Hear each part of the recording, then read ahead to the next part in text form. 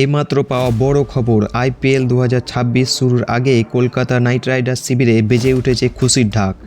মাঠে নেমেই আগুন ঝরালেন অজিঙ্ক্য রাহানে।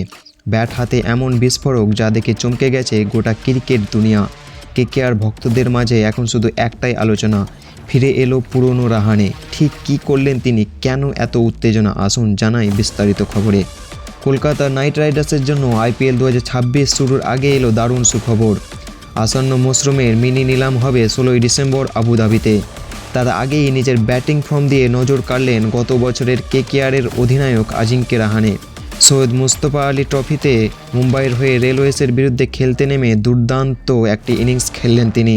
রেলওয়েস আগে ব্যাট করে 20 ওভারে 5 উইকেট তোলে 158 রান।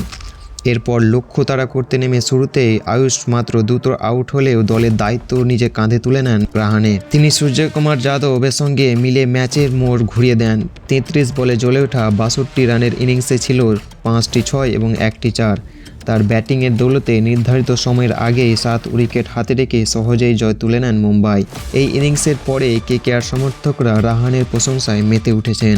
উল্লেখযোগ্যভাবে গত বছর নিলামের শেষ মুহূর্তে 1.5 কোটিতে রাহানেকে দলে নেয় কেকেআর। পরে তাকে অধিনায়ক করা হয়। যদিও নেতৃত্বে বড় সাফল্য না পেলেও ব্যাট হাতে 13 ম্যাচে 390 রান করে নিজের ক্লাস দেখিয়েছিলেন তিনি।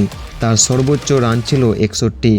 আইপিএল 2026-এর আগে তার এমন ফর্ম দেখে নাইট শিবিরে স্বস্তির হাওয়া বইছে। তো বন্ধুরা, 2026-এ কেকেআরের হয়ে তোমরা কি অজিঙ্ক্য রাহানেকে আবার ক্যাপ্টেন হিসেবে দেখতে চাও নাকি অন্য কাউকে, তা কমেন্টে অবশ্যই জানাও। আর ভিডিওটিকে লাইক করতে, আমাদের চ্যানেলটিকে সাবস্ক্রাইব করতে কিন্তু ভুলবে না। আজকে এই পর্যন্ত, দেখা হচ্ছে পরের ভিডিওতে।